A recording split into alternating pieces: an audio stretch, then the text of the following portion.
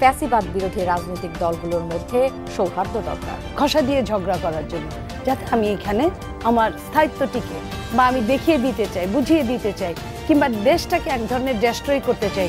সবসময় যদি মনে করেন আপনি গণ অভ্যুত্থান প্রতিদিন হবে, প্রতিদিন কিন্তু গণ অভ্যুত্থান হয় না।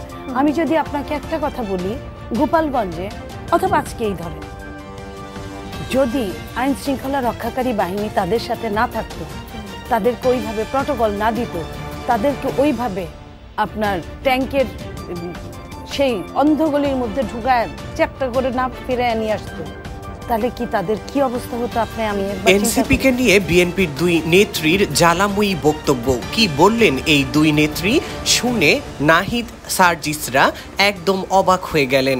কি বললেন তারা তাদের সেই জ্বালাময়ী বক্তব্যে? চলুন জেনে নেই তারই বিস্তারিত। ভালো চাই, এটা কাজটা আইন শৃঙ্খলা বাহিনী রক্ষাকারী বাহিনীকে ধন্যবাদ দেই, কিন্তু পাশাপাশি যারা মারা গেছে তাদের জন্য একই তো কষ্টবোধ, একই তো দুঃখবোধ, একই তো যন্ত্রণা। সেই পরিবারগুলোর দিকে তাকাই। যে বিএনপিকে সাথে নিয়ে বৈষম্য বিরোধী ছাত্র আন্দোলনের সমন্বয়করা শেখ হাসিনাকে দেশ ছাড়া করেছে, সেই এনসিপি বা সমন্বয়কদেরকে নিয়েই বিএনপির বিভিন্ন নেতাকর্মী এখন তাদেরকে নিয়ে বিভিন্ন ধরনের বিস্ফোরক মন্তব্য করে যাচ্ছে এবং ছোট করে কথা বলছে। তার মানে কিন্তু তারা গুলি করতে পারবে না, তার মানে কিন্তু তারা টিয়ার গ্যাসই ছুড়বে, তারা লাঠি পেটাই করবে, এর বেশি কিন্তু আর টুল দেওয়া হয়নি। এরপরেও তাদের পুলিশের পক্ষে ছিল কারা? তাদের হয়তো মারণাস্ত্র ছিল। এই বিষয়টা এবং খুব অত্যাধুনিক ছবি যা দেখেছি, আমাদের তো জ্ঞান ওই পর্যন্ত সীমাবদ্ধ। অত্যাধুনিক মারণাস্ত্র নিয়ে এতগুলো লোক চলে আসলো, একটা আর্থিক এখানে ইনভলভমেন্ট আছে, এখানে একটা অ্যারেঞ্জমেন্টের বিষয় আছে, কিছুই আমাদের ইন্টেলিজেন্স জানে না। আমার টেক হলো যে সরকারের এই ব্যর্থতা, এই ক্রমান্বয়ে আরেকটা জিনিস আমি এখানে আপনাকে অ্যাড করে দেই।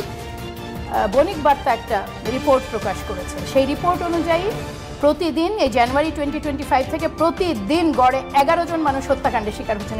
দর্শক বন্ধুরা, সম্প্রতি বিভিন্ন সমাবেশে সার্জিস, হাসনাত এবং নাহিদ এরা বিএনপিকে নিয়ে যে সকল কটূক্তিগুলো করছে, এইগুলোই কি তাহলে বিএনপির সাথে এনসিপির সম্পর্ক খারাপ হওয়ার মূল কারণ, নাকি এর পেছনে লুকিয়ে আছে জামাত শিবিরের গোপন কোনো চক্রান্ত? আপনাদের কি মনে হয় তা অবশ্যই কমেন্ট করে জানাবেন। পাশাপাশি বিএনপি, জামাত এবং এনসিপির জোটবদ্ধ হওয়ার কি কোনো সম্ভাবনা আছে? তারা কি পারবে আবারও একত্রিত হয়ে আওয়ামী লীগকে প্রতিহত করতে? কমেন্ট করে জানিয়ে দিন। ধন্যবাদ।